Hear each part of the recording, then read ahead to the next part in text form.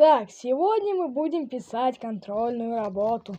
Пожарная тревога. Все валить из класса. Ой, блин, сиди. Это учебное. У вас что, все учебное, что ли? Да, а что не так? Мне кажется, там реально дым в коридоре. Мне поебать. Там, мне кажется, вон там это пожарники проводятся из кабинетов. Ой, ладно, идем. Вот это да, я не думала, что будет пожар. Только это, Мария Степановна, не знаю, откуда он. Даже не догадываюсь, из-за чего. Случайно не из вашего класса подожгли? Наверное, как раз из нашего. Сэдди, это твоих рук дело? Конечно, а кого же... Нет. Ну и расскажи, как ты это сделал. Я на химии вот так вот смешал, и она воспомнилась, и его...